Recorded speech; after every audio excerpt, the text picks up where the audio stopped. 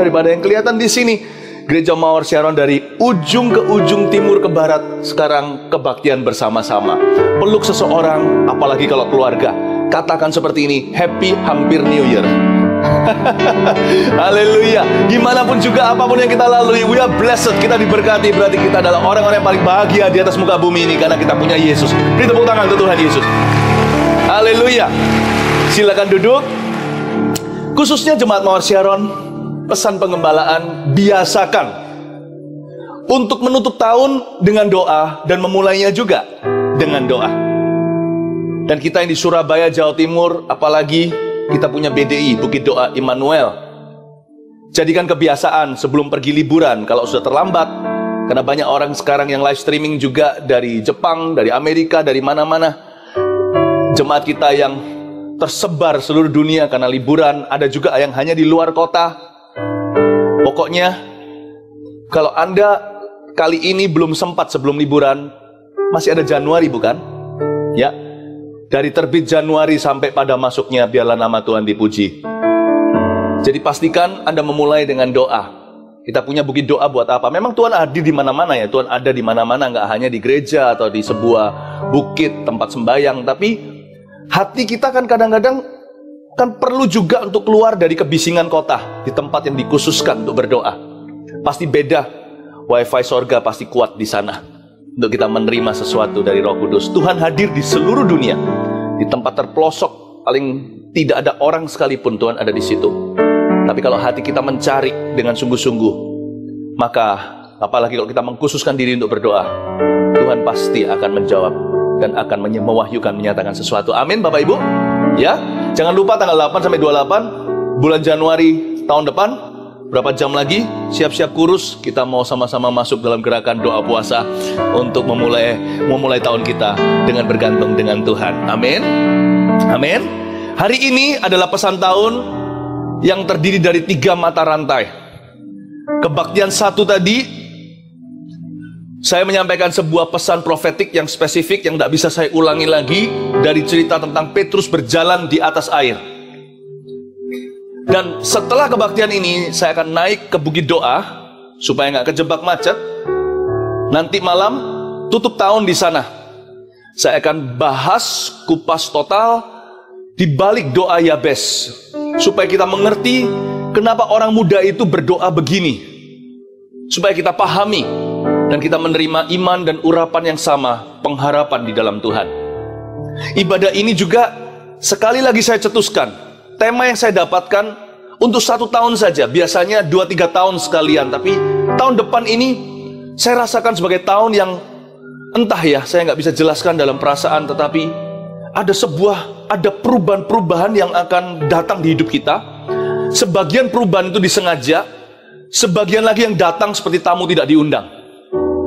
Dan bahkan dalam kehidupan beberapa orang, perubahan itu mulai datang di bulan-bulan Desember ini, di akhir tahun 2017. Kita harus mempersiapkan hati dan pikiran, paradigma kita harus berubah. Tapi saya cetuskan dulu, ini adalah tema kita atau visi kita tahun depan, yaitu tahun the year of supernatural change and favor. Atau dalam bahasa Indonesianya, Anda bisa catat atau ambil HP juga nggak apa-apa, nanti toh akan ada di warta. Bahasa Indonesianya demikian, tahun perubahan supranatural dan perkenanan. Kita akan melihat favors atau perkenanan yang tidak biasa-biasa, yang disebut dengan perubahan supranatural, itu radikal. Dunia aja loh berubah dan majunya luar biasa. Kenapa orang Kristen stagnasi imannya? Memang ada hal-hal tertentu jangan diubah. Pernikahan tradisional, seorang pria dan wanita, jangan jadi terlalu kreatif laki dengan laki, perempuan, wanita dengan wanita. Ada hal-hal tertentu yang jangan diganti. Biblical preaching and teaching, for instance, jangan sampai kita hamba-hamba Tuhan itu menjadi terlalu maju sampai nggak khotbah lagi dari buku itu yang kita pegang di tangan kita, namanya Alkitab, Firman Allah. Ada hal-hal memang tidak boleh berubah, tetapi ada banyak perubahan yang Allah mau datangkan yang memang harus berubah, tidak boleh sama. Sifat lama kita, nggak cuman itu, nggak hanya itu saja, dunia aja berubah, marketing, online, internet belum apa-apa sekarang. Segala sesuatu yang di dunia ini maju pesat sekali. Gereja jangan ketinggalan, umat Kristen jangan ketinggalan. Ada perkara-perkara yang progresif, kita tidak boleh kolot dan kaku. Ketika Tuhan membawa perubahan yang kita tidak berdaya mengubahnya, kita tidak berdaya menolaknya, sebuah perubahan yang daulat ceritanya. Akankah kita menjadi alat atau bermental korban? Dan kalau itu adalah bagian kita dalam bentuk ketaatan, pastikan kita mempercepat, bukan memperlambat rencana Tuhan atas hidup kita dan orang lain di sekeliling kita.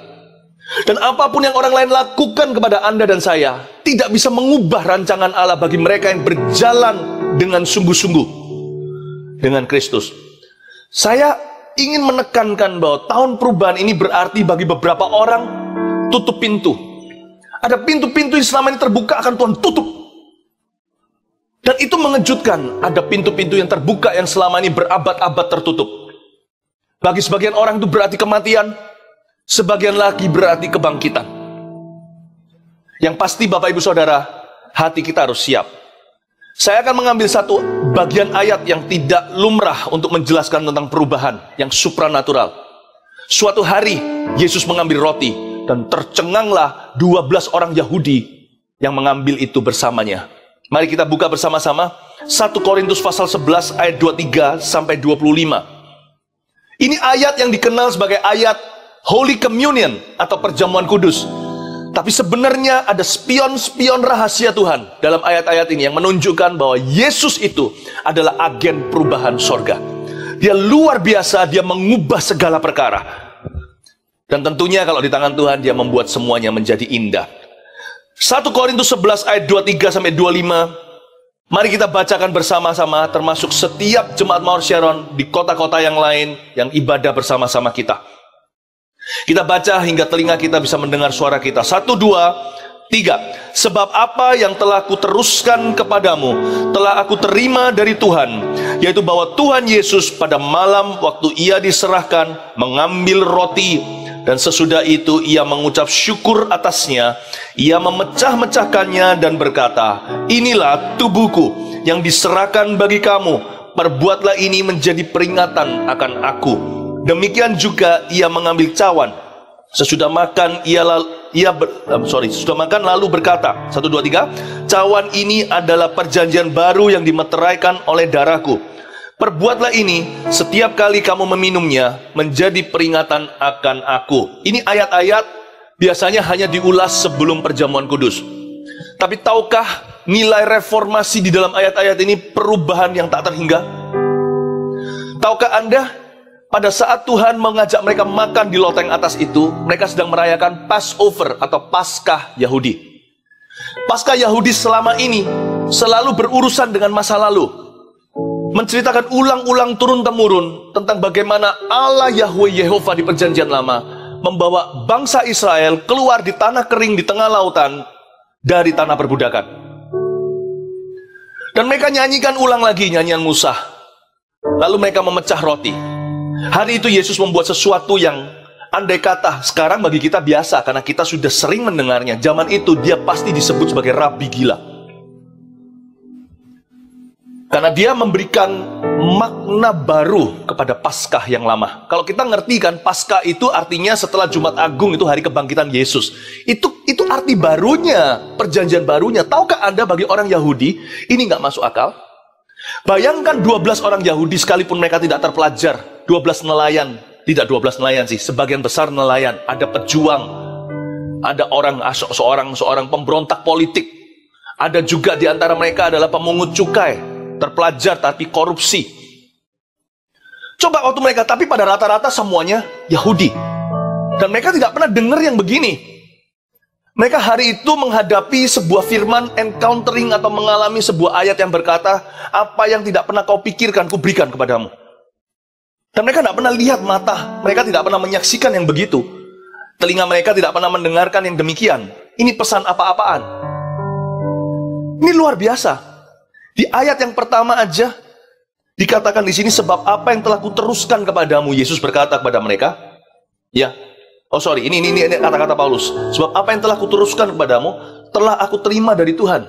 Paulus menerima apa dalam catatannya? Menjelaskan tentang perjamuan kudus dengan judul di atasnya, kebiasaan-kebiasaan yang salah dalam perjamuan makan, perjamuan malam. Paulus sedang meluruskan sesuatu. Paulus sedang berbicara memakai instance, memakai kejadian Yesus makan di loteng atas dengan 12 muridnya itu sebagai suatu contoh bahwa kita orang Kristen harus berubah dulu dibandingkan dengan orang dunia. Orang dunia itu perubahannya paling apa? Teknologi dan cara. Dulu marketing dilakukan secara retail, sekarang secara online. Toko-toko pada dalam bahaya, termasuk banking system juga. Dulu jasa itu harus pergi sendiri, sekarang bisa tinggal ketik di HP-nya, roti martabak datang sendiri. Ngerti maksud saya? Tidak perlu sebut company.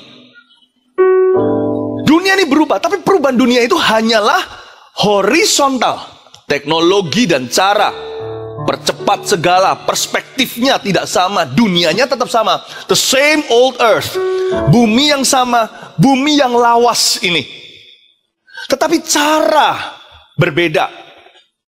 Tapi kita anak-anak Tuhan, perubahan kita harus lebih cepat, namun vertikal ke atas, menjadi segambar dan serupa dengan anak Allah.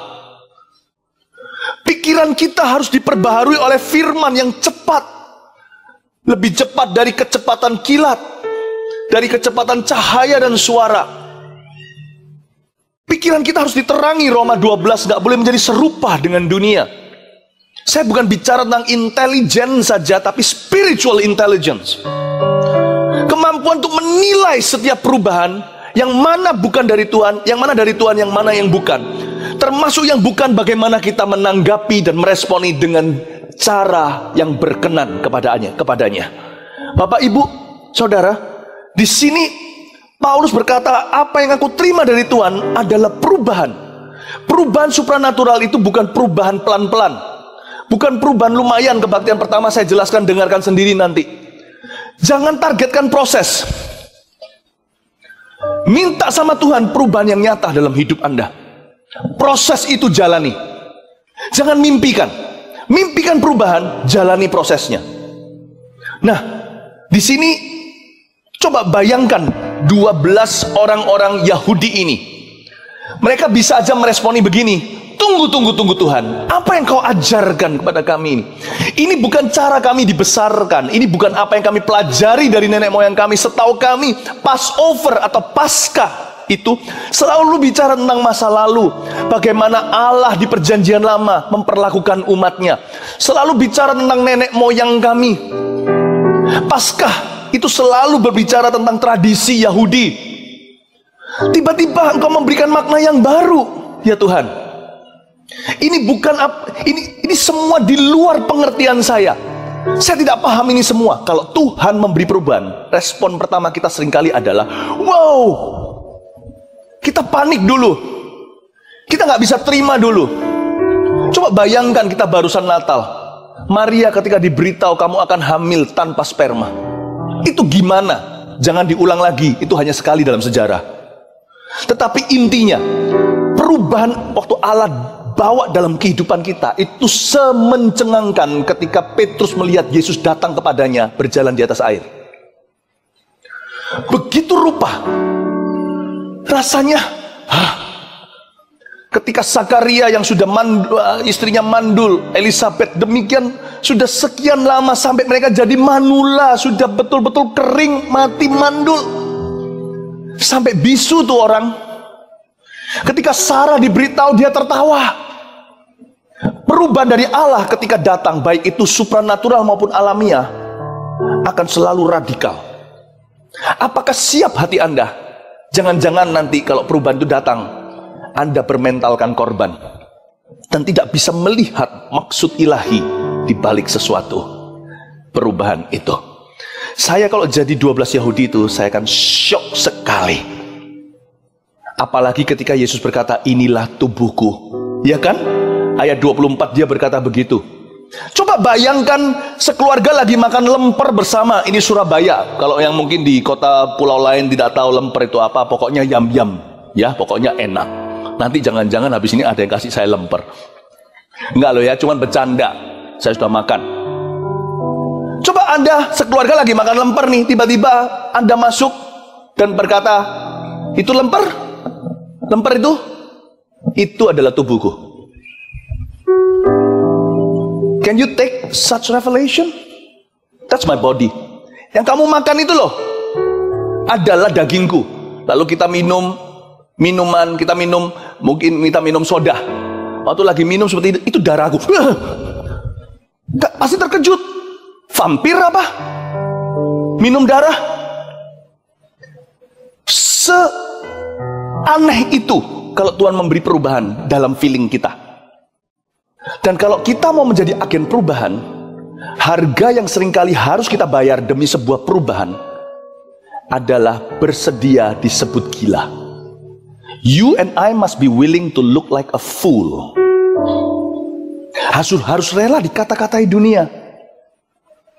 Sebagai orang pertama dalam keluarga, kemungkinan juga bukan ayahnya yang mengubah tradisi keluarga yang kaku. Orang pertama yang berkata I love you, itu akan risih. Mungkin menjadi orang tua pertama yang berkata sama anaknya I'm sorry. Gak pernah terjadi, apalagi kita ini orang timur. Ketika kita pertama kali mencetuskan mesbah keluarga, coba lihat ya, canggung-canggung, kaku-kaku semua. Gak pernah doa bersama. Suami istri bertahun-tahun ya jalan begitu. Pokoknya berdasarkan catatan sipil, udah.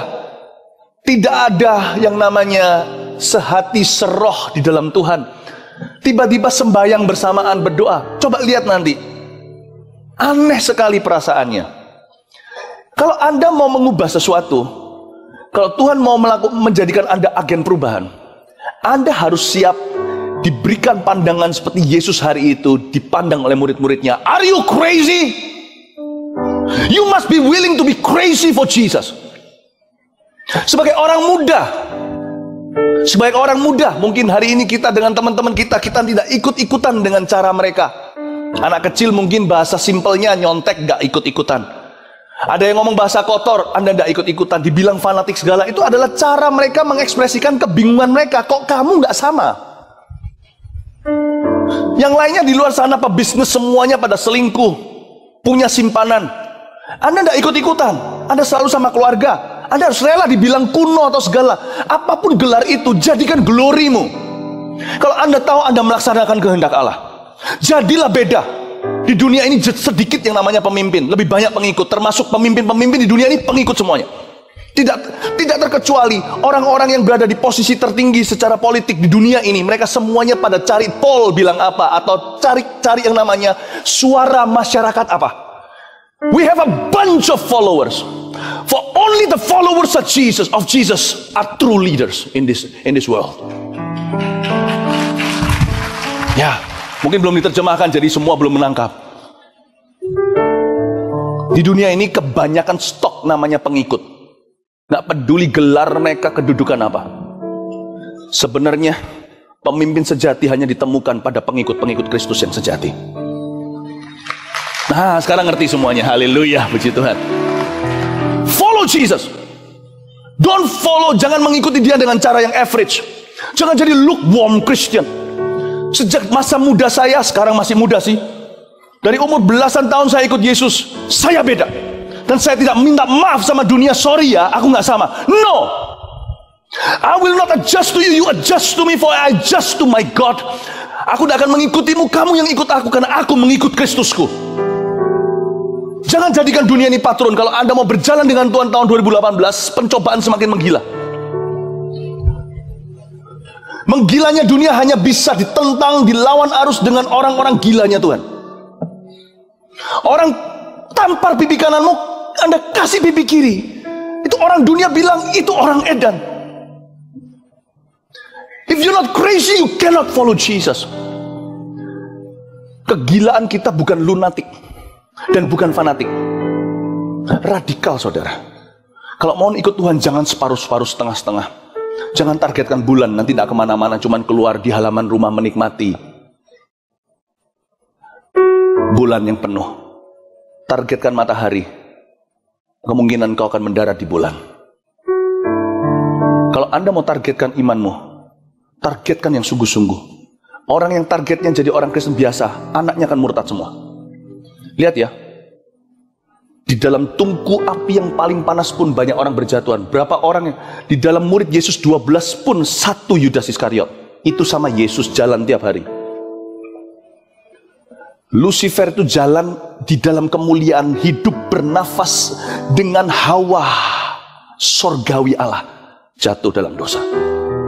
Kalau Anda targetkan biasa, bawah murtad semua.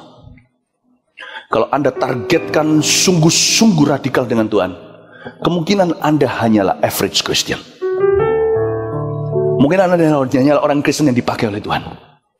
Bapak ibu saudara, jangan kita menargetkan perubahan setengah-setengah. Aku tidak mau ampuni dia dulu pelan-pelan. Ampun kok dikredit itu loh. Ampun kok dicicil itu loh. Aku ampuni sambil dia berubah. Aku ampuni pelan-pelan ya. Pernah tidak kalau kita nasihati seseorang, ampuni ya Taci? Iya, pelan-pelan ya. Wes nggak usah ampuni aja. Pernah nggak orang bilang gitu? Ampuni pelan-pelan, nggak usah. You cannot do that. In the kingdom of God, you cannot do that. Dalam kerajaan Allah dikatakan sejak tampilnya Yohanes Pembaptis, kerajaan sorga diserong dan hanya orang yang menyerongnya yang memilikinya. Tahu nggak? From the day of John the Baptist, dari waktunya Yohanes Pembaptis, kerajaan Allah suffering violence. Only the violent is having it.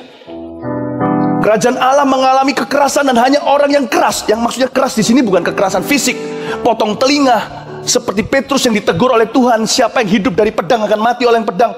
Tetapi orang yang keras itu artinya orang yang determine, orang yang tidak ragu, tidak bimbang, orang yang tidak mendua hati, tidak ke kiri ke kanan, orang yang matanya tertuju kepada Kristus. Use me Lord, I will pursue you. Aku akan mengejarmu dengan seluruh isi keluargaku. As for me and my house, we will serve the Lord. Aku dan keluargaku, aku akan melayanimu. Orang yang begitulah yang masuk dalam kerajaan sorga, dan kerajaan sorga masuk ke dalam hidupnya.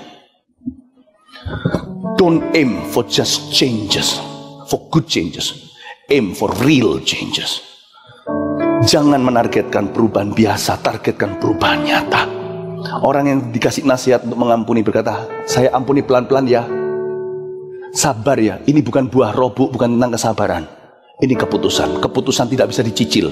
Anda mau berhenti rokok?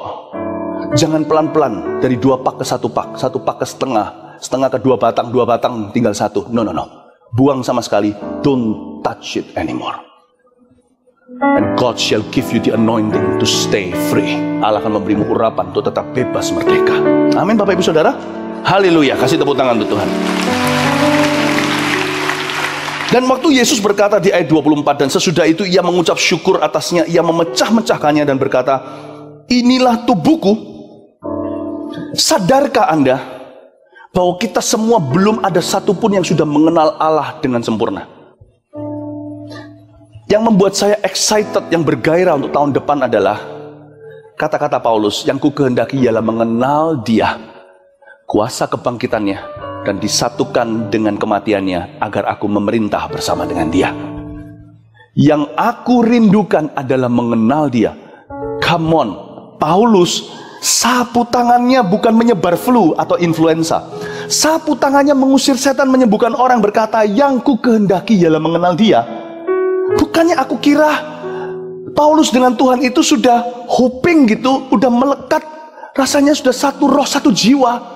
Kan dia yang menulis di 1 Korintus 6 tentang percabulan, jangan bercabul, jangan tidur dengan orang yang bukan pasangan istri atau suamimu, atau yang belum menikah, jangan tidur dengan pacarnya.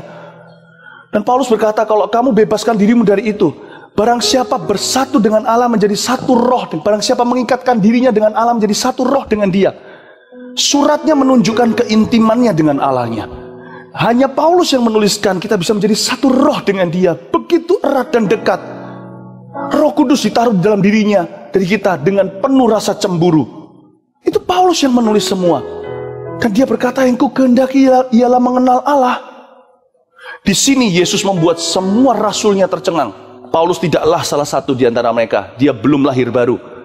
Tapi ada soko guru, Petrus, Yohanes, Yakobus ada di situ. Dan mereka mendengarkan Yesus berkata, ini aku, roti itu. Yesus yang mereka kenal, perhatikan, menunjuk kepada Yesus yang belum mereka kenal. Saya ulang. Hari itu Jesus that they knew was pointing at Jesus they had never known. Yesus yang mereka tahu, mereka kenal itu, menunjuk kepada Yesus yang mereka belum kenali. Waktu mereka lihat roti di tangan mereka, ini tubuhku, pasti mereka begini, huh? Which one is Jesus then? All is Jesus. Bukan berarti ada dua Yesus, Yesus hanya satu. Tetapi ada pewahyuan baru. Saya ulang lagi, Yesusnya tetap sama. Dia nggak berubah dahulu, sekarang, dan selama-lamanya. Tapi pewahyuan baru diberikan. Saya rindu mengalami Tuhan. Saya rindu mengalami perubahan, karena kalau Tuhan datang, Dia pasti akan merubah sesuatu. Di mana ada Roh Allah, di situ ada kemerdekaan. Pasti ada yang bebas, pasti ada yang lepas, pasti ada yang saya lepaskan. Seperti para rasul, murid-murid Yesus ketika diberitahukan makna baru dari Paskah Yahudi, mereka harus tinggalkan pewahyuan lama. Apa yang mereka sebut Passover, Passover, Passover. Betul-betul mereka harus secara harafiah genapi waktu terima pewahyuan baru itu. Mereka sungguh-sungguh dengan pewahyuan lama, mereka harus pas, and it's over. Tidak boleh masuki tahun 2018 dengan mentalitas aku tahu segalanya. Orang yang sok tahu tidak akan dipimpin oleh Roh Allah. Orang yang merasa I've been there, done that, aku sudah pernah melakukan itu, sudah pernah mencoba ini, tidak ada yang rahasia lagi, aku sudah pernah kemana-mana. Orang seperti itu tidak akan diajari lagi oleh Tuhan. Hari itu Tuhan memberikan Paskah makna yang baru, dan murid-muridnya mengangguk-angguk, untungnya mereka menerima. Hari itu Passover, sungguh-sungguh bagi mereka, it's already past, it's already over. Dan mereka menerima makna yang baru, ini tubuhku. Dan mereka belajar, ajari aku. Mereka berkata pada Tuhan pastinya, ajari kami Tuhan, ajari kami Yesus yang kami tidak tahu. Berkali-kali muridnya kan begitu. Udah kenal Tuhan Yesus, gak ada yang lebih kenal dari mereka. Mereka itu siang malam pagi petang bersama dengan Tuhan. Kalau Anda lihat di kitab Injil, waktu pertama-tama Tuhan rekrut mereka, Tuhan ajak mereka ke rumah di Kapernaum dan berkata, come and see, datanglah. Lalu malam itu mereka nginap sama Yesus. Sejak hari itu mereka gak pernah meninggalkan Yesus. Siang, malam, pagi, petang, selalu bersama dengan Tuhan. Lalu suatu hari Tuhan jalan di atas air, mereka tercengang, mereka bilang itu hantu. Lalu suatu hari Tuhan memecah-mecahkan roti, mereka terkejut sekali lagi. Lalu suatu saat Tuhan meredakan gelombang dan derau lautan yang hampir merenggut nyawa mereka. Tersungkurlah salah satu dan berkata, who are you? Who are you? Siapakah engkau? Bahkan diam-diam mereka membatin di dalam hati mereka, siapakah orang ini? Sehingga alam pun tunduk kepada perintahnya dan menuruti kata-katanya. Loh, mereka apa nggak tahu? Secara informasi mereka tahu Yesus anaknya Maria, diasuh di bawah seorang ayah, yaitu Yusuf. Saudara-saudaranya Yakobus, Yoses dan sebagainya, dan semua saudara-saudara setelah melahirkan Yesus, Maria dan Yusuf bersetubuh punya anak-anak yang lain. Mereka tahu semuanya. Yesus dibesarkan di Nazaret, dilahirkan di Bethlehem. Mereka tahu semua informasi. Kita jangan jadi Kristen informasi. Akan masa-masa yang mencengangkan itu akan tiba dalam hidup kita ketika kita lihat Tuhan dan berkata, who are you? Who are you? Itu bukan masa-masa information. Karena sesuai menurut informasi kita sudah dapat data-datanya. Ini adalah masa-masa transformasi. It is not information anymore, it is revelation. Di mana kita tercengang dan berkata, I thought I knew you. Who are you? Aku kira aku mengenalmu. Siapakah kamu? Berlututlah kita dan berkata, aku sujud dan menyembah. You are the Lord, Engkaulah Tuhan. Petrus memegang erat-erat kaki Tuhan dan berkata, pergilah dari saya. Saya orang berdosa. Tapi ironisnya, dia pegang erat-erat kaki Yesus. Gimana pergi? Akan datang waktunya ketika kita merasa kita gak layak karena Tuhan memperlakukan kita demikian rupa. Tuhan menyatakan dirinya demikian nyata. Ada perubahan yang luar biasa. Kita berkata, Lord, I'm a sinner, aku orang berdosa, pergilah, tinggalkan saya. Tetapi tangan kita pegang erat-erat dia. Itu yang dimaksud oleh Paulus. Yang ku kehendaki ialah mengenal dia. Itu bukan sekolah teologi ya. Yang ku kehendaki ialah mengenal dia itu bukan duduk melipat tangan dan mendengar khotbah, tapi mengalami Tuhan dan perubahan. Amin Bapak Ibu Saudara. Yesus yang mereka kenal menunjuk ke roti dan mengajarkan mereka pewahyuan baru. Dengan tangannya, jarinya terarah ke Yesus yang mereka belum kenal. Implikasinya buat kita adalah ketika Allah mengubah hidup kita, sometimes even our family will not recognize us anymore. Bukan informasi, keluarga kita kan masih tahu kita siapa. Tapi Tuhan mengubah kita demikian rupa, sampai-sampai tidak dikenali oleh mereka. Bisa-bisa seorang mama bilang sama seorang papa, pap, ini anak kita atau bukan? Suami bisa lihat istrinya atau istrinya bisa lihat suami? No, it's not my husband. Setauku, suamiku tuh pelit sekali. Kok bisa dia yang senggol aku dan berkata, mari kita memberikan persembahan untuk Tuhan? No, dia kerasukan apa? Dia kesurupan apa? Bisa jadi kita melihat anak kita nggak percaya itu dia. Kita lihat pasangan kita nggak percaya. Oh itu masa ini adalah pasangan saya. Puluhan tahun saya menikah, dia nggak pernah berubah. Kok bisa ya? Hampir-hampir orang tidak percaya itu Anda. Tapi jangan bahagia, jangan happy ya dulu. Bahwa setiap perubahan yang Allah bawa datang dalam kehidupanmu, sebagian orang akan merayakan, sebagian lagi akan menganiayamu. Karena itu, yang pasti jangan sampai kita menderita karena berbuat dosa. Maling ayam ketangkap, dipukuli masanya juga salah. Tapi tidak ada kemuliaan di dalamnya. Sang maling ayam memang patut terima hukuman. Kalau engkau menderita, jangan menderita sebagai seorang pencuri, pembunuh, pezina. Tapi kalau engkau menderita karena kebenaran, berbahagialah engkau. Karena nabi-nabi sebelummu juga dianiaya seperti itu. Seorang murid tidak melebihi guru. Kalau mereka menolak aku, dunia menolak aku, mereka akan menolak kamu. Bapak Ibu Saudara, sebagian akan menganiaya kita karena perubahan kita. Some people will say some stuff about us. Akan ada orang-orang yang komentarnya miring, ini dan itu. Itu karena hati mereka cemburu. Minimal UMR-nya mereka confused, mereka bingung karena mereka tidak bisa ketemu jawabannya di dalam dunia ini. Kenapa perubahan yang terjadi? Itu yang akan Tuhan lakukan. Yang pasti di dalam setiap pergeseran atau perubahan yang nyata dalam hidup kita, kita ini akan memenangkan dan kehilangan. Saya ulangi.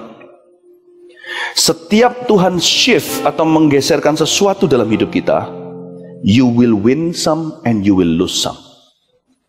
Kenapa? Karena manusia tidak mudah menerima perubahan. Karena perspektif manusia dibentuk oleh apa yang di masa lalu. Perspektif manusia itu sangat bergantung dengan tradisi dia dibesarkan dan dari mana mereka berasal. Orang barat ya berpikirannya western thinking, orang timur eastern thinking. Tidak bisa lepas dari itu. Jadi jangan harapkan manusia akan selalu menepuk tangan Anda kalau Anda berubah ke arah yang benar atau ke arah yang baik. Tapi akan ada orang-orang yang diubah selama-lamanya karena perubahan Anda. Amin. Amin. Rasakan di tahun 2017 ini Anda selalu kalah dan terintimidasi. Tunggu dulu, salah satu hal yang membuat saya senang mengenal Tuhan adalah saya jadi semakin mengenal diri saya sendiri. Kalau Anda belajar psikologi, Anda tidak akan pernah kenal diri, tambah bingung lagi. Tapi kalau Anda punya Tuhan, belajar apapun, Anda akan lebih mengenal diri sendiri dan panggilan Anda dari Tuhan. Ini kabar baiknya. Yesus memberi pewahyuan baru. Yesusnya sama. Dia menunjuk kepada Yesus yang mereka tidak kenal. Berarti masih ada dalam diri kita, dalam Yesus Tuhan. Di dalam kita ada yang kita belum kenali. Kalau maksud saya begini, saya jelaskan. Dunia itu suka menghakimi. Tanya sama Yesus, Yesus akan memberimu pewahyuan baru. Ketika Anda mengenal Dia dengan cara yang baru, Anda akan mengenal dirimu dengan cara baru. Dulu waktu saya kecil, orang selalu bilang saya itu gini dan gitu. Berbagai macam perkataan, kadang-kadang teman-teman bisa kejam di sekolah. Panggilan saya dulu adalah idiot segala. Teman-teman panggil saya Pai Tse dalam bahasa Chinese-nya, artinya orang bodoh. Saya bertumbuh dewasa dengan definisi dunia. Tapi 25 tahun lalu ketika saya kenal Yesus, dia bicaranya lain sama saya. Saya jadi menemukan jati diri saya dalam Tuhan dan dalam firman. Saya beritahu sama Tuhan, masih ingat saya tahun 92, saya berdoa, teach me to know you and teach me to learn to know myself too. Beritahu aku tentang Engkau Tuhan, aku mau mengenalmu. Tapi beritahu aku tentang aku, supaya aku tahu siapa aku di dalam dirimu. Tiba-tiba Tuhan berbicara kepada saya lewat firman khotbah hari-hari itu. You are my beloved. Tidak pernah saya diadres atau dipanggil begitu sama siapapun. Engkaulah kekasihku. Saya berkata, aku kekasihmu. Aku orang berdosa. Tapi aku sudah mengampunimu, kata Tuhan. You are my beloved. Saya baca Alkitab lagi. Saya sampai kepada cerita tentang Gideon yang lari dari orang-orang Midian. Pengecut sekali, bukan? Dia pergi untuk mengurusi gandum di tempat pengirikan gandum, padahal di tempat untuk wine atau untuk untuk anggur. Dia melarikan diri. Tapi ketika malaikat menampakkan diri, malaikat bilang apa? Hai kamu pahlawan yang gagah berani. Gideon terperanjak. Aku? What do you see in me that I cannot see myself? Malaikat hari itu sebenarnya M huruf besar itu Tuhan. Muncul sama Gideon, si pengecut, si pecundang, dan menunjuk dia dan berkata, hai kamu pahlawan yang gagah berani. Tuhan hari itu menunjukkan pada Gideon yang dia tidak kenal. Dia tidak pernah lihat dirinya sendiri bercermin berkaca. Dia hanya melihat pecundang saja. Hari itu Tuhan melihat potensinya dan berkata, kamu pemberani. Kalau memang aku berani, mengapa aku di sini sembunyi dari orang-orang Midian itu? Lalu Tuhan langsung tidak mau berdebat dengan dia, kasih job deskripsinya, tugas-tugasnya. Keindahan mengenal Tuhan adalah kita akan semakin mengenal kita, karena Dia yang ciptakan kita. Kenapa Anda masih berkata Anda gay? I'm gay. Why? Who told you?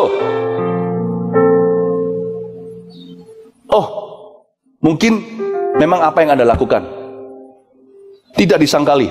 Ada orang-orang di sini yang pernah melakukan perbuatan-perbuatan homoseksual. Ya. Lalu lebih celaka lagi, dunia tidak mengkhotbahi Anda dengan benar. Muncullah teori-teori yang membingungkan seperti LGBT. Masih ada yang lain lagi, sekarang ditambah lagi itu huruf-hurufnya di belakang. Pertanyaan saya, siapa yang memberitahu kepadamu, hai Adam, kalau kamu telanjang? Who told you? Siapa yang memberitahu? Memang iya, dosa adalah dosa, saya nggak tutup-tutupi. Anda harus bertobat dari itu, ya tentu. Tapi seharusnya bukan dunia yang mendefinisikan dirimu, sehingga Anda bisa mengaku dan menerima diri dan berkata, I am gay. Mana tulisannya di Alkitab? If gay is from the Lord, gayness is from the Lord. Mana ada tulisannya homoseksual itu bagian dari ciptaan Allah yang baik di Kejadian pertama ketika Dia berkata, it is good. Mana? Siapa yang memberitahumu kamu telanjang? Izinkan Tuhan di akhir tahun ini menunjukkan kepada Anda tahun depan, Anda yang Anda belum kenal. Anda selama ini merasa diri sendiri adalah orang berdosa. Izinkan Tuhan menunjukkan seorang pemenang dalam diri Anda. Izinkan Tuhan menunjukkan Anda selalu merasa, aku ini bangkrut, aku ini gagal. Izinkan Tuhan menunjukkan pada Anda seorang yang Anda tidak kenal. Kadang-kadang kita perlu minta sama Tuhan, show me the end of next year. Di akhir tahun depan, show me who I will be. Itu akan mereformasi Anda, itu akan merubah paradigma Anda. Minta Tuhan memberi kepada Anda benak visionari, memberi Anda visi, tidak usah muluk-muluk lagi. Visi tentang diri sendiri. Dan ini bukan berpusat pada diriku loh ya. Karena Tuhan sayang padamu, Tuhan mau memberitahu kepadamu, Anda bisa jadi apa. Tanya sama Tuhan 10 tahun dari sekarang itu, aku jadi apa? Sehingga Anda punya blueprint dari Tuhan.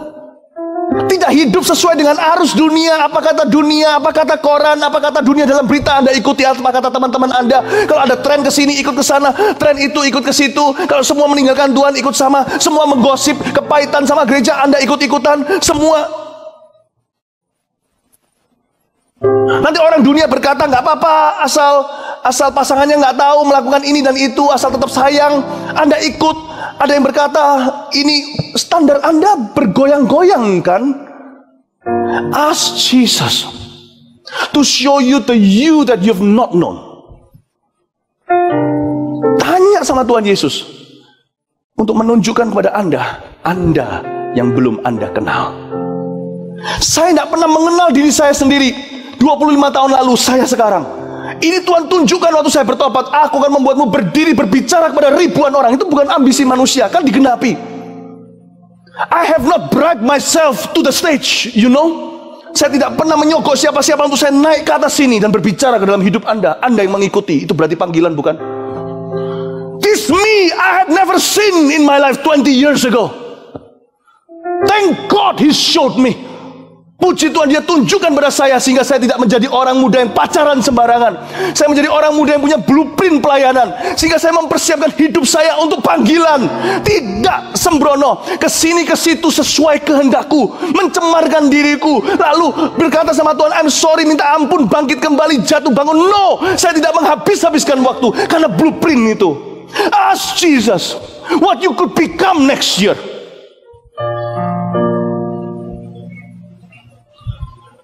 Petrus kan digituin sama Tuhan. Kamu Kefas, kamu Petrus. Hai Kefas, kamu Petrus. Kefas itu artinya feather, bulu yang terombang-ambing kanan kiri. Kan begitu kan Petrus. Tapi Yesus berkata, you are Peter. Kamu Petrus, di atas batu karang. Artinya Petrus itu batu karang yang teguh. Di atas batu karang ini kudirikan gerejaku. Kepadamu kuberi kunci kerajaan sorga. Apa yang kau ikat akan terlepas di sorga. Sorga pun nurut padamu. Apa yang kau lepas terlepas di sorga. Petrus. Lalu Tuhan berbicara lebih lanjut lagi. Kamu akan menjadi sokok guru, menjadi pilar dalam gerejaku. Benar kan? Dalam perjanjian baru, gereja mula-mula sejarah menceritakan bagaimana Petrus, Yohanes, Yakobus menjadi pilar-pilar gereja mula-mula. Si bulu itu, setiap kali dia salah, dia kembali ke blueprint itu.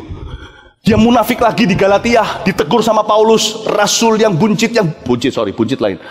Bungsu maksudnya, buncit itu lain. Rasul yang bungsu maksudnya. Rasul yang bungsu, dia kembali lagi ke situ. Setiap kali dia ombang-ambing jadi Kefas lagi, dia kembali Petrus. Ask Jesus to show you you've never seen. Minta sama Tuhan Yesus menunjukkan pada Anda yang belum pernah Anda lihat. Semua yang belum pernah Anda lihat, belum pernah telinga Anda dengar, yang belum pernah didengarkan oleh telinga, yang belum pernah dibayangkan dalam pikiran Anda. Kadang-kadang kita pikirkan itu sebagai barang atau uang. Tuhan menyediakan bagi kita tahun depan apa yang mata kita nggak pernah lihat, apa yang telinga kita nggak pernah dengar, apa yang belum pernah muncul dalam pikiran kita. Pikiran kita apa? Benda, barang, kejadian. Pernahkah kita berpikir yang Tuhan maksudkan adalah you've never seen, you've never heard, you that your mind has never conceived. Pernahkah kita memikirkan bahwa mungkinkah Tuhan berkata lewat ayat itu, yang dimaksudkannya bukan barang maupun uang atau kejadian, yang dimaksud dengan apa yang mata Anda belum pernah lihat adalah Anda yang belum pernah Anda lihat bisa begituan. Apakah Anda pernah percaya? Ya, apa pernah Anda sadari mungkin ayat itu berbicara tentang Anda yang belum pernah Anda dengar, gak pernah terdengar sebelumnya, dalam pikiranmu belum pernah dibayangkan. Allah bisa memakaimu begitu. Anda bisa berubah demikian. Untung saya tidak dengarkan teman-teman saya, apalagi mereka yang kurang percaya. Tahun 92, semua teman-teman saya berkata, nggak mungkin kamu bisa berubah. Untung saya tidak dengarkan mereka, karena mereka punya perspektif terbatas. Untung saya tidak percaya manusia, karena manusia mengukur dirinya dengan dirinya sendiri. Dan mereka paling maksimal hanya mengukur diri mereka dengan opini sesama. Kalau paradigma mereka itu terpengaruh dengan masa lalu, hanya Tuhan yang tahu masa depanku. Saya minta sama Tuhan di akhir tahun ini, show me I've never seen. Tunjukkan pada aku yang belum pernah bisa kubayangkan, bisa jadi begitu atau dipakai oleh Tuhan. Bapak Ibu Saudara, Yesus menunjukkan hari itu tubuhku. Murid-muridnya pasti berkata, wow, ini pewahyuan baru. Ini bukan Passover atau Paskah yang kami kenal. Lalu ketika mereka melihat Yesus dengan cara berbeda, dan dia berubah rupa, berbeda pula lah perspektif mereka. Berkembang dan luar biasa. Tahukah yang patut mendefinisikan Anda adalah Tuhan. Bagi orang-orang yang pernah masuk dalam perbuatan homoseksual, tidak disangkali itu dosa, Anda harus bertobat. Tapi bukan berarti Anda tidak bisa sembuh. Bukan berarti itu adalah dirimu. Bagi seorang pembunuh, ya sudahlah, kamu memang pembunuh berseri, membunuh kanan kiri. Ya sudah, itu kamu. Perlu ada orang yang menyampaikan kabar baik. You are not a killer. When God created you, He said it was good. Kamu bukan pembunuh waktu Tuhan menciptakanmu. Dia berkata semuanya itu baik. Kamu rusak, iya. Tanpa harapan, tidak. Sini, aku tumpang tangan dan doakan. Kamu akan sembuh. Sini, terimalah Kristus. Dia akan mengubahmu. Jangan izinkan dunia mendiktemu. Belajar dari Abram. Tuhan bilang sama dia, luar biasa. Kalau manusia yang bilang begini, hipnotis namanya brainwash. Tapi kalau Tuhan bilang, itu definisi. Karena Dia yang menciptakan kita. Dia punya hak untuk berkata demikian. Dia berkata, Abram, you are Abraham. Luar biasa loh Tuhan itu. Abram, kamu adalah Abraham. Allah yang sama kan? Yahweh di masa lalu, Yesus di masa kini, bukan? Yesus lakukan sama kepada Kefas, kamu Petrus. Hanya Tuhan yang bisa mengubah nama orang. Saya tidak sarankan Anda ubah nama yang sudah terdaftar di sertifikat kelahiran. Tapi saya bicara tentang your destiny must change, atau tujuan hidupmu, arah hidupmu harus berubah. Kristus berkata sama Kefas, kamu adalah Petrus. Kristus di perjanjian lama berkata pada Abram, kamu adalah Abram, bapa segala bangsa. Abraham tahan uji, Sarah ketawa. Gua sudah kau cap 90 sekian. Bapak segala bangsa punya anak satu aja mustahil. Bapak segala bangsa itu punya peternakan anak. Mana bisa? Suamiku sudah cepek, sudah 100. Ketika Tuhan memberitahu pada mereka, tidak peduli Sarah. Tuhan bilang sama Abram lagi, Abram, you will be Abraham. No, dia bukan berkata you will be Abram, kamulah Abraham. Bukan di dalam kata masa depan, masa kini. Abram, kamulah Abraham, yang artinya bapak segala bangsa. Jangan remehkan satu H yang ditambahkan pada kata Abram. Bahasa Indonesia juga tahu sama tahu itu cuma beda H, tapi beda arti. Tuhan tambahkan satu H dan itu mengubah destiny atau tujuan, mengubah nasib hidupnya selama-lamanya hingga tahun 48. Ada satu bangsa menamakan dirinya Israel Merdeka. Just one age. And he believed. Abram tidak percaya dengan iman besar. Dia cuma percaya satu huruf dari Tuhan. Dia bahkan tidak punya satu ayat. He only believe in one age. Cuma ketambahan satu H dan dia berkata, aku percaya, dan Tuhan perhitungan itu sebagai kebenaran, dan itu mengubah semuanya. Percaya opini manusia sampai pusing kepala, tidak akan ada perubahan dalam hidup Anda. Percaya seiota firman, you will change if you believe with all your heart.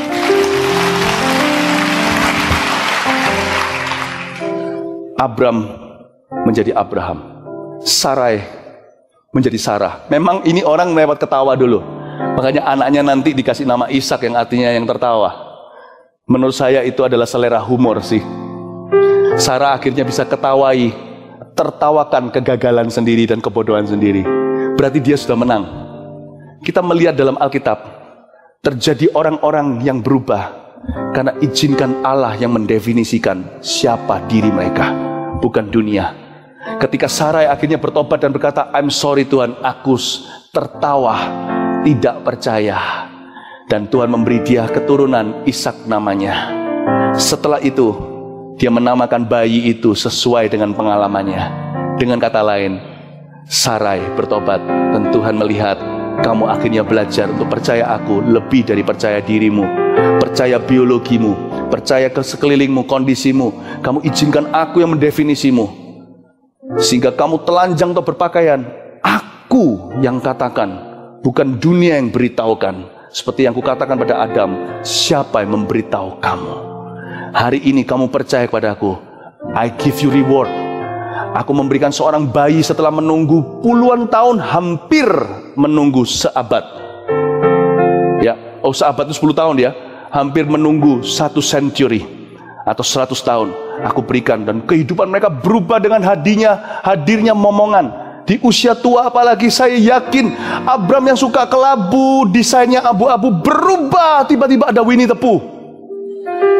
Ini kakek jadi ceria. Coba bayangkan nggak? Kuning di sana, biru, beda dekorasinya di Timur Tengah. God will bring such change to you if you just believe in bukan one word, one alphabet He says about you. Kalau Anda percaya 1 alfabet aja, contohnya bagi Abraham, Anda percaya 1 saja, hidupmu akan berubah. Tapi memang harga perubahan itu besar. Kemana-mana Abraham pergi menyebut dirinya Abraham, ditertawakan di pasar. Semua orang berkata iya karena sungkan sama dia, karena dia orang kaya, orang yang berpengaruh. Tapi di belakang mereka berbisik-bisik, satu telinga ke telinga satunya. Orang bilang Abraham, ngaku-ngaku di mana-mana, saya bapak bangsa-bangsa. Karena itu bahasa. Abraham itu bukan nama, itu bahasa. Semua orang berkata, ngaku-ngaku, umur 100 anak pun nggak ada satu. Dia rela dicerca. Orang-orang yang punya roh agamawi akan mentertawakan dia. Mungkin pegawai-pegawainya, majelis-majelisnya istilahnya tidak setuju dengan dia. But when you believe, kalau Anda percaya, percayalah dengan pengku, percayalah dengan keras kepala. Satu-satunya kepala boleh dikeraskan adalah waktu percaya. Kalau bicara percaya, kepalaku batu. Nggak percaya, tanya Petrus. Petrus berkata itu adalah batu karang yang teguh. When you believe, percayalah dengan kepala yang keras. When you believe God. Amin Bapak Ibu Saudara. Amin. Yakub anaknya satu-satu mengalami perubahan dari Tuhan. Sekalipun Yakub harus bergelut dengan Allah, dia harus mengalami sebuah perjuangan agar muncul dari dalam dirinya sang pangeran. Tahukah Yakub berubah jadi Israel, nama itu yang artinya yang bergelut dengan Allah dan menang, yang diberkati.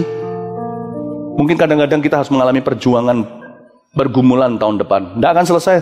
Saya yakin satu hal yang saya jamin, pergumulanmu dan pergumulanku tak akan selesai di tahun yang akan datang. Yakub pun mengalami perubahan karena dia percaya kepada Tuhan. Intinya kalau saya perhatikan satu persatu, mereka mengalami perubahan ketika mereka percaya. Rahasia kita tidak semakin canggih. Tahun depan, only believe. Only believe. Bukan berarti nggak ada usaha kita. Ada. Tapi usaha kita adalah as a result of believing. Sebagai hasil alhasil kita percaya, kita berusaha. Bukan sebaliknya. Bapak Ibu Saudara, mari kita masuk dengan iman tahun depan. Dan kalau saya perhatikan, baik Abraham, Sarah, Yakub, Israel, Ishak, Yakub, semuanya, mereka mengalami perubahan ketika Allah memberitahu kepada mereka pewahyuan akan masa depannya untuk mengalahkan pengalaman di masa lalunya. Satu-satunya informasi yang bisa mengubah apa yang di belakang kita adalah blueprint masa depan. Kalau saya perhatikan semua tokoh Alkitab, titik perubahan mereka di mana? Ketika mereka menerima visi dari Allah untuk hidupnya, yang semua berurusan dengan apa yang di depannya. Tidak heran, keturunan daripada Abraham itu namanya Yesus berkata, kamu tidak bisa ikut aku kalau kamu menoleh waktu membajak di sawah dan ladangku. Barang siapa membajak dan menoleh ke belakang, dia tidak bisa jalan dengan saya. Semua perubahan dimulai ketika mata kita tertuju ke atas dan mata kita tertuju ke depan. Waktu kita melihat ke depan itu, dunia tidak bisa mendefinisikan kita. Masa lalu kita tidak bisa mendikte kita. Hey, bagi yang berlaku, you are not gay. You did gay things and that was wrong. But you are not gay. You are God's beloved and you are free by the blood of Christ. Anda tidak gay bagi orang yang berlaku. Di sini yang mendengarkan juga, Anda melakukan perkara-perkara yang homoseksual dan itu mendukakan hati Allah dan itu salah. Dan itu dosa dan itu akan membuatmu binasa. Tapi siapa bilang kalau Anda diciptakan homoseksual? Tidak, Anda adalah karya tebusan Tuhan. Dan hari ini kalau Anda percaya 1 iota aja, Anda memulai perjalanan Anda bebas. Dan Anda akan diberkati tahun depan berjalan dalam rencana Tuhan. Mari kita semua bangkit berdiri. Praise the Lord. Haleluya. Terima kasih Tuhan. Yang ku kehendaki ialah mengenalmu. 25 tahun hamba mengenal Tuhan. Ada yang lebih di sini, ada yang barusan. Tapi aku nolkan kembali kilometerku. Aku mau mengenalmu seperti anak kecil lagi di tahun yang akan datang. Tunjukkan kepadaku, ya Tuhan Yesus, Tuhan yang belum ku kenal. Tuhannya sama, tetap Yesus, pengalamannya yang beda. Tuhannya sama, pengurapan dan pewahyuannya baru. Tunjukkan aku. I want to know you. You that I have not known. Aku rela meninggalkan cara pemikiranku yang terbelakang, cara pemikiranku yang menghalangi aku. Aku tanggalkan semua kemuliaan dan semua suka duka di belakangku. Semua kemenangan udah pas, sudah over. Give me a new. Kasih kemenangan yang baru. Semua penyesalan di belakangku tidak akan kuizinkan menghantuiku. Sebab Tuhan yang memimpin hidupku, bukan hantu. Tuhan Yesus, semua penyesalan di belakang aku kuburkan. Kami memulai yang baru. Tunjukkan kepada kami yang belum kami kenali. Tunjukkan kami bisa jadi apa. Aku dapat melakukan segala perkara dalam Dia yang memberiku kekuatan. Beri kami blueprint ya Tuhan sebagai gereja. Dan secara pribadi, lepas pribadi, beri kami blueprint kami sendiri-sendiri. Beritahu pada kami who we can be in you. Berbicara kepada kami seperti Engkau menunjuk ke Gideon. Hai pahlawan yang gagah berani, sedangkan dia masih pecundang. Oh, dalam nama Yesus, saya melihat di sini orang-orang yang membangun lagi keruntuhannya. Aku melihat ayah-ayah yang dedikasi, padahal selama ini sembrono sekali. Aku melihat di sini anak-anak muda yang sungguh-sungguh melepaskan orang-orang yang kecanduan, padahal sekarang Anda dalam kondisi kecanduan. Di dalam nama Yesus, aku melihat orang-orang yang sedih, yang runtuh hati, kembali bisa happy. I see a different you. I see different. Jangan masuk tahun depan dengan pengertianmu. Jangan bersandar dengan pemahaman sendiri. Masuklah dengan visi. God will speak to you. Mulai lihat dirimu sendiri sesuai dengan janji. Terima kasih ya Tuhan. Oh, ini kami ya Tuhan. Kami persembahkan kepadamu ya Tuhan. Segala hidup kami, segala kegagalan kami, kemenangan kami. Sekarang ya Tuhan Yesus, bawalah perubahan yang supranatural dalam hidup kami. Jamah kami ya Tuhan Yesus. Pakai kami ya Tuhan sebagai agen perubahan, bukan bermentalkan korban. Pakai kami sebagai alat di tangan-Mu di tahun yang baru. Terima kasih Tuhan. Nyanyikan lagu ini, kita meteraikan firman ini. Yesus terlebih Haleluya. besar. Yesus terlebih besar di dalamku, di dalamku.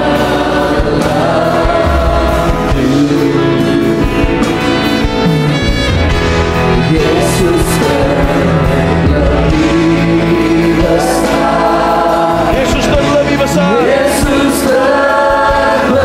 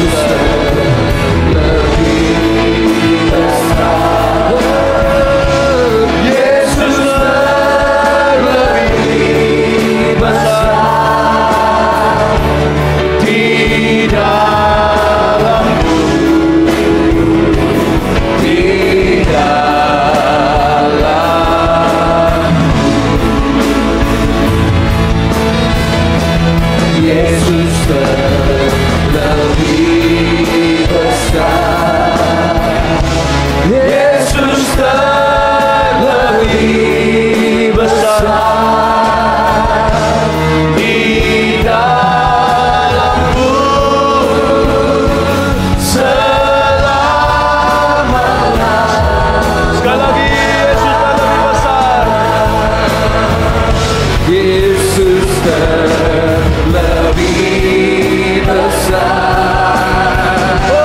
Yesus terlebih besar di dalamku,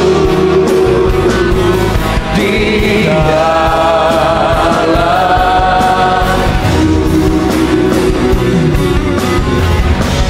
Yesus terlebih besar. Yesus terlebih besar di dalamku selama-lamanya. Di dalamku selama-lamanya. Di dalamku selama-lamanya.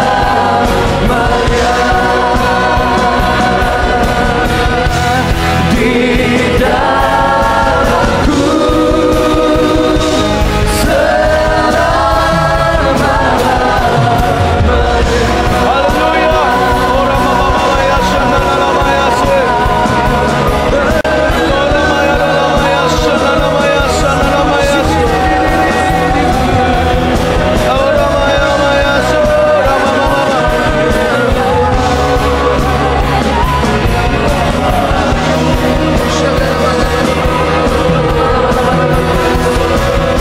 Ora mama mama maya shana la maya maya la.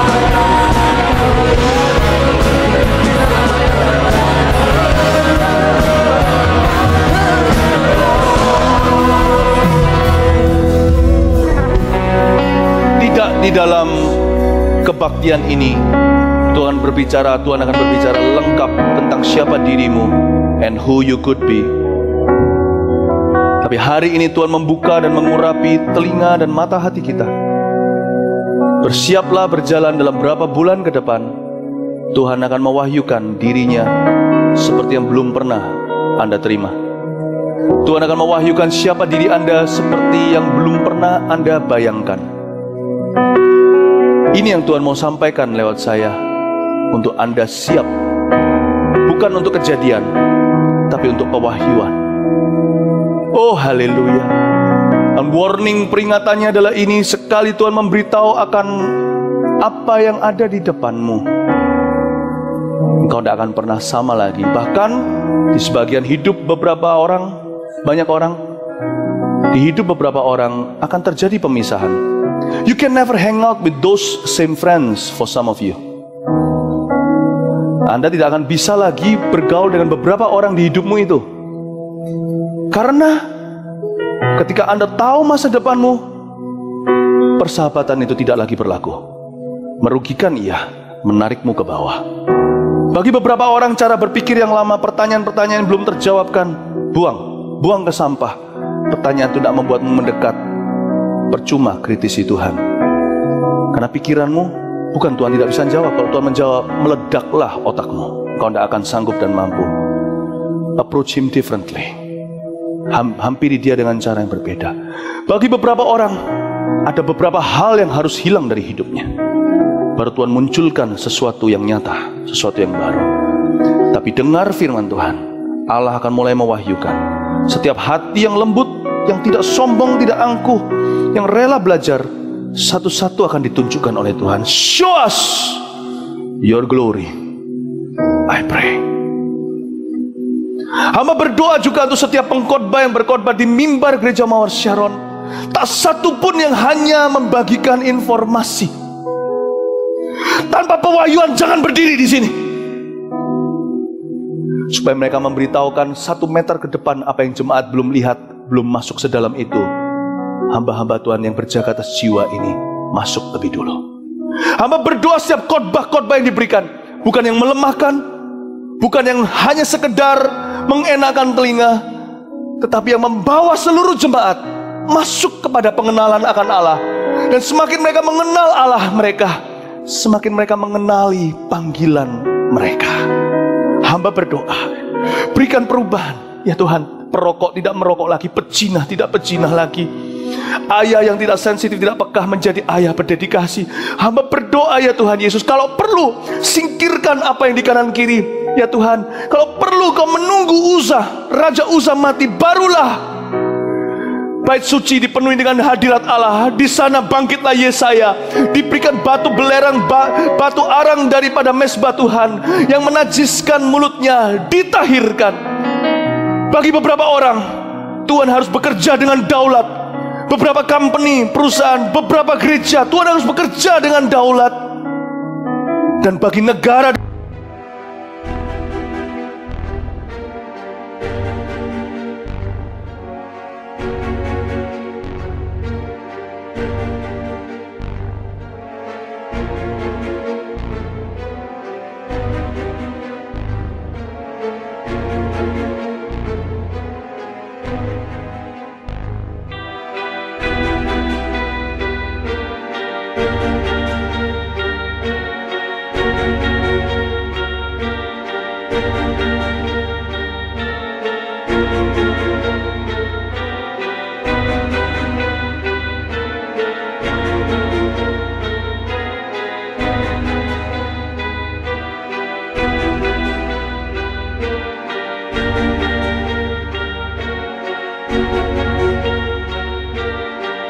dan bangsa Tuhan akan bekerja dengan daulat.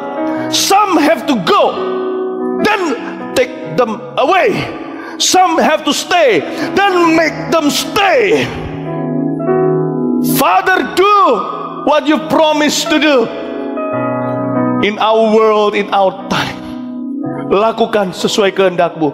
Hanya pastikan kami tidak berada di sisi Akan, tidak berdiri di sisi Korah, Datan, dan Abiram, tidak berdiri di sisi mereka yang oppose what you're doing, mereka yang menentang pekerjaan-Mu, tapi bukan berada di sisi yang ditelan oleh bumi, tapi di sisi alat-Mu, bukan korban-Mu.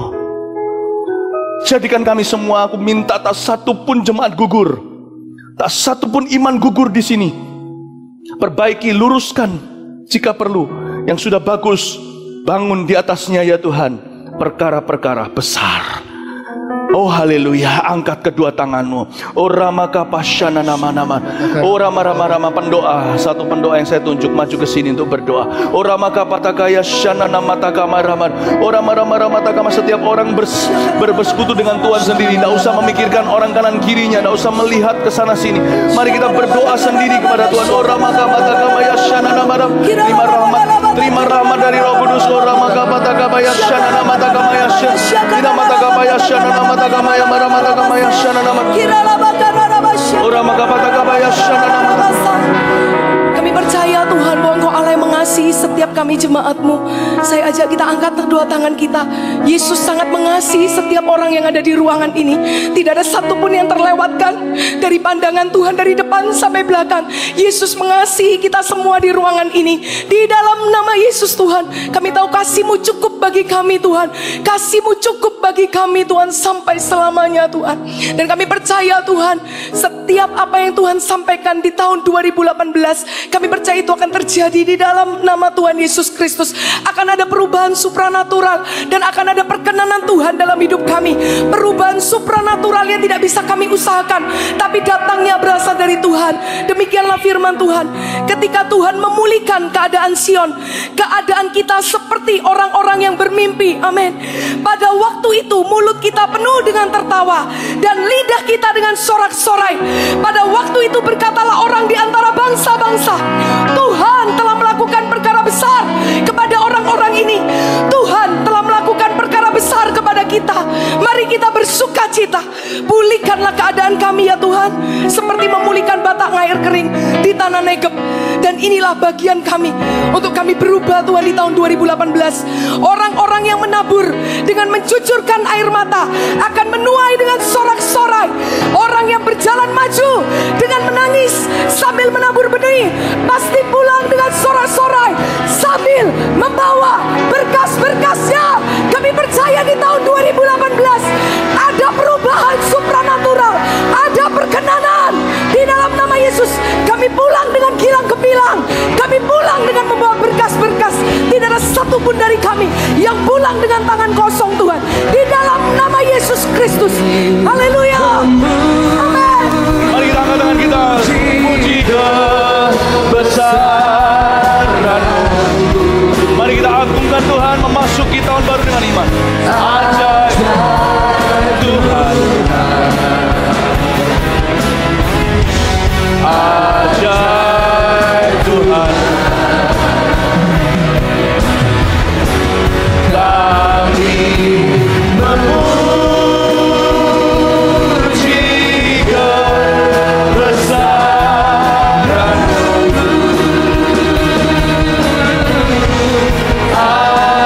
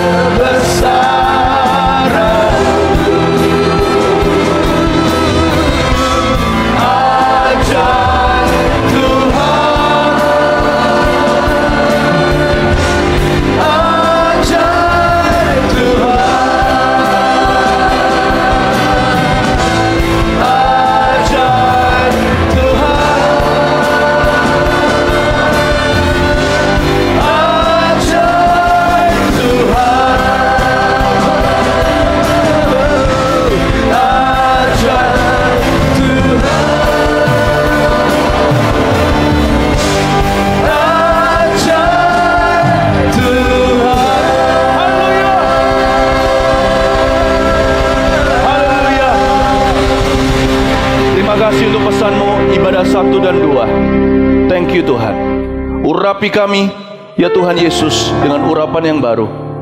Kami percaya perubahan yang dari Tuhan tidak dalam kendali kami. Terjadilah atas kami seperti yang Kau kehendaki.